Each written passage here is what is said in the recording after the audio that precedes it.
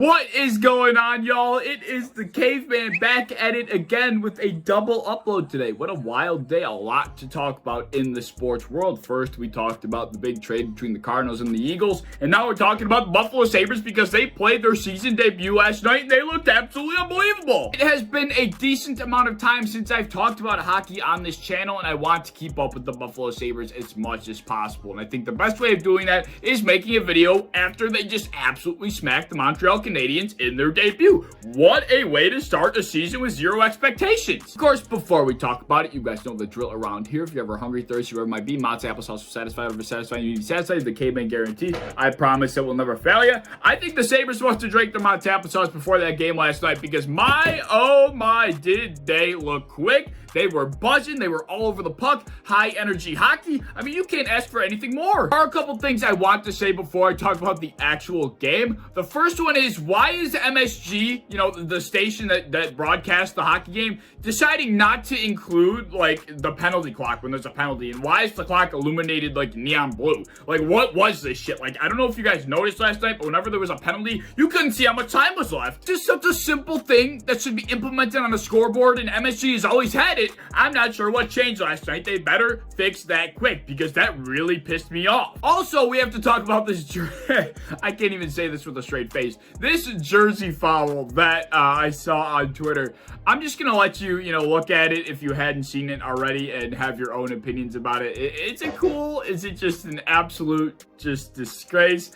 I don't know how to feel. I can only laugh. Anyways, let's talk about the game last night. The Buffalo Sabres beat the Montreal Canadiens 5-1 in front of a home crowd of less than 50% capacity of their arena. Only 8,400 fans or so were there. It was a pretty dead crowd for a home opener. It was rather sad to see, but they had that place rocking because the Sabres were all over the ice. It was just amazing. We were smacking people around. We were all over loose pucks. The forecheck was monstrous. Cody Eakin on the forecheck at one point was going nuts, although he took a penalty, which was bullshit. But I mean, our forecheck was all over the ice. The back check was there. There was constant help. You could not have seen a better hockey game from a team that everybody, quite frankly, thought was going to suck. Knowing that it's Rick Jeanneret's final season, which is really just a heartbreaker, it was nice to know that he at least got one good game to call. One fantastic performance from the Buffalo Sabres coming in the home opener for Rick Jeanneret to call. At least he got one under his belt for his last year, because who's to say how the future is going to go? Either way, I mean, energy, ambition, resilience, determination, spark, I mean,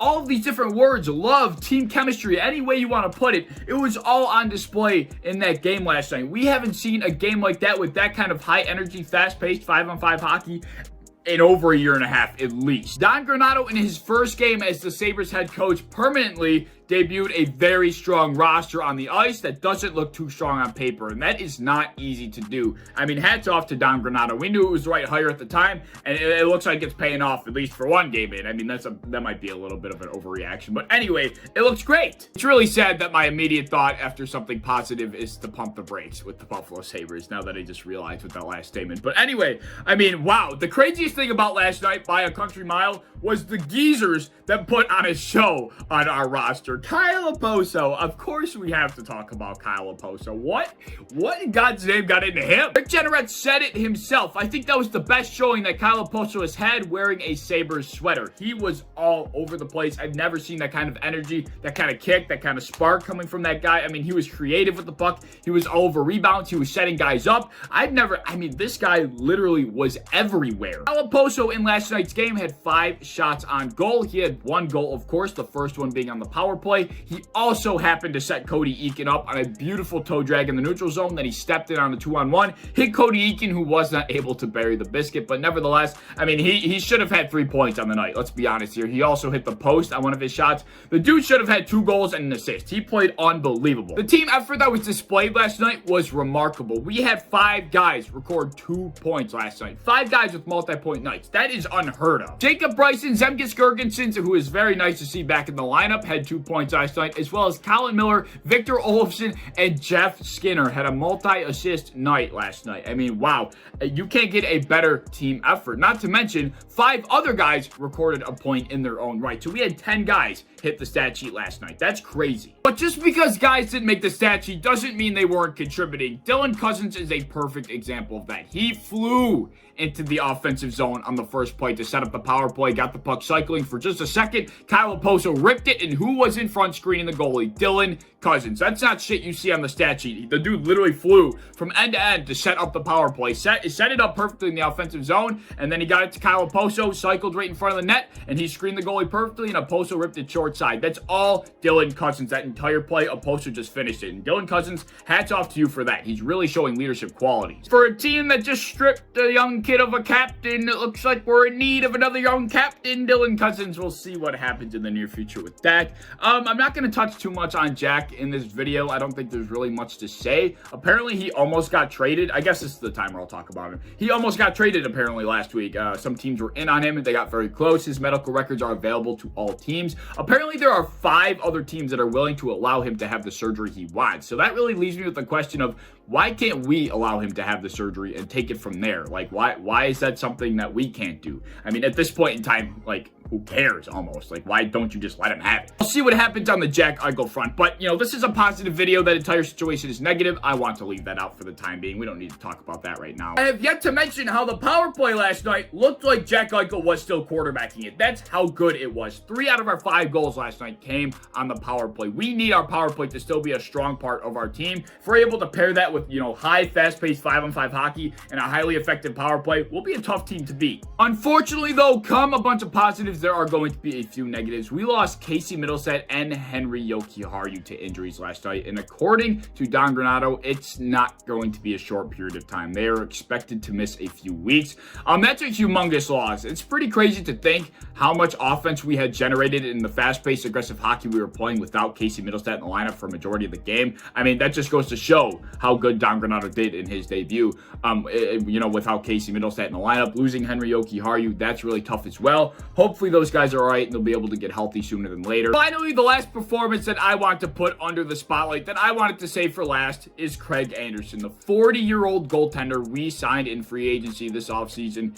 Put on a clinic. His night was certainly not easy by any means. He wasn't sitting like Philip Grubauer behind one of the best teams in hockey, just, you know, racking up a solid save percentage on low percentage shots. I mean, this dude had to make some really tough saves, and he looked like he was 22 or 26 again. Craig Anderson stopped 30 out of 31 shots last night, and the fact that this guy at 40 years of age is able to move so well laterally like he did last night, that's crazy. I mean, he was so explosive moving side to side. It was pretty impressive. Dude was moving so explosive from left to right. The dude could track any puck through traffic he had to. He was tracking the puck beautifully all night. Not to mention the dude, if there was a rebound available, was getting up, and his recovery was super quick. I mean, he was all over the crease, and he made every single save he had to. I mean, and that's not something we're really used to around here, at least when Linus Ullmark wasn't playing. I saw some people on Twitter being very pessimistic about this victory. You know, as Sabres fans, I guess I understand that, but they're saying, oh, the Canadiens they're playing their second straight road game. They're probably tired. You know, they're not fully healthy, blah, blah, yada, yada.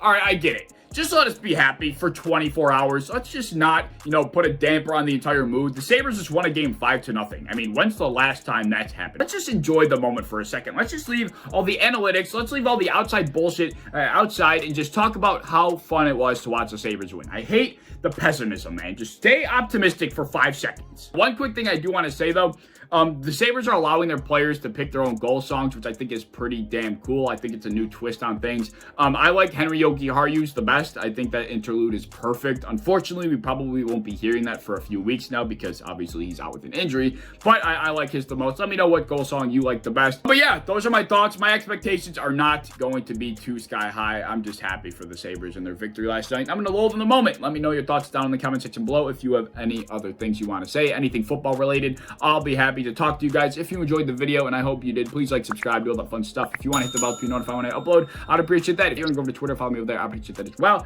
I'm a part of the built-in Buffalo content creation team. If you enjoy Buffalo Bills content, be sure to follow and subscribe to us on any social media that you might have. We play against the Arizona Coyotes, I believe, on Saturday, if I'm not mistaken. That's a big game. Going against Carter Hutton, I would assume. Maybe not. But either way, we need to win this game. Starting off 2-0 would be pretty damn cool. We'll see how it all pans out. Hope you enjoyed the double upload day, and I'll see you in the next one. Peace.